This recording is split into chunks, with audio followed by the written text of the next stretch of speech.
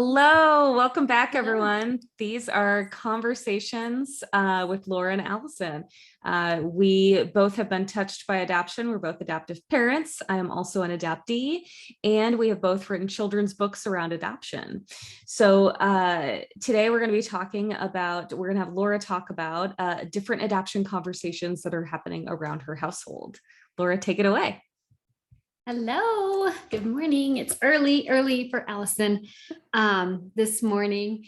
But yeah, so adoption conversations. It's something that we talk about a lot in our house. And it's really important to both my husband and I that not just adoption, but that conversations are sort of flowy and they're kind of just constant because we want our kids to be able to talk with us about anything. And in our house, they're the leader of the conversation because that's something I truly believe. Like kids will ask, their questions will lead the conversation. And so I have to start though. There's the cutest little thing happened kind of around adoption, but definitely around my book. So my youngest daughter, Cecilia, she's the one who The Tale of Mallory Mouse is about. And so she's in first grade now, and she rides the school bus.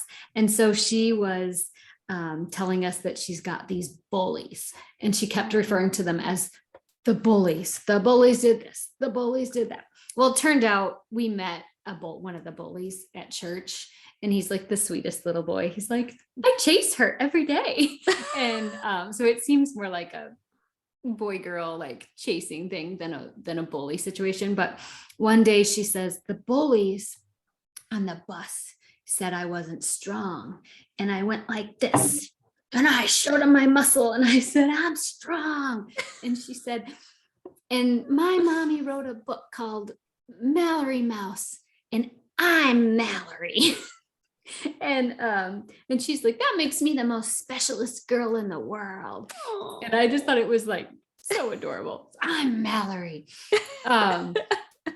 But so in terms of adoption conversations, so we have we kind of just try to like throw it in there. We pray for our everyone's birth parents by name, just to kind of keep the conversation flowing.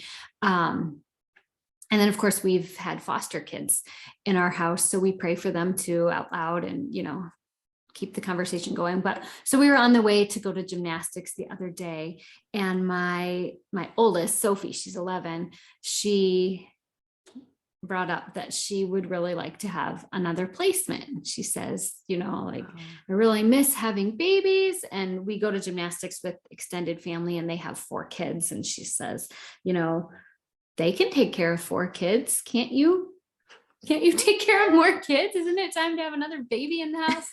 And then that kind of led them into wondering about our last foster placement, which was a little boy, and I won't use any of his name or specifics, but he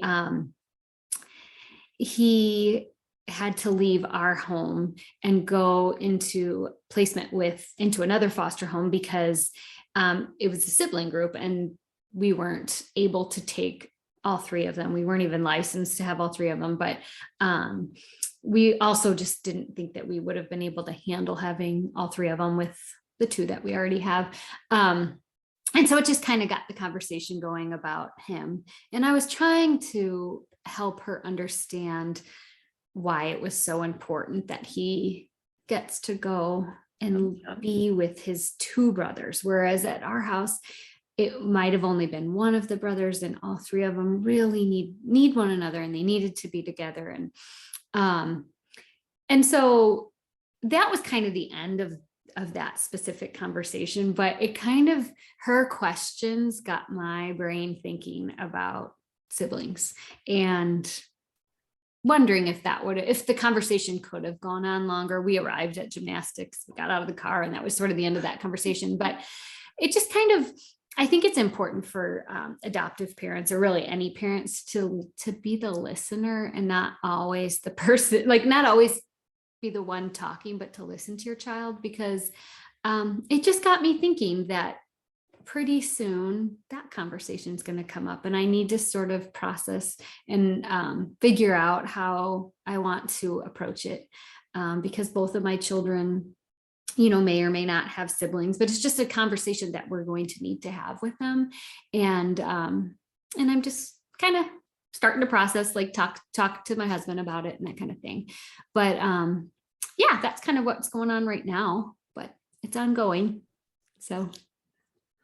Well, cool. Well, I love that you have it centered around their questions and listening, because, obviously in our household, our adoptee is 1.5. So we are just saying things like up and ball and things like that. And so while we're talking about adoption, we don't know what is sinking in yet versus what she can actually communicate back out. For so sure. It's always good to hear from folks that are there already. So, yes. All right. Well, thank you, Laura. I appreciate it. And we will chat Yes. soon. Okay. Bye. Bye-bye.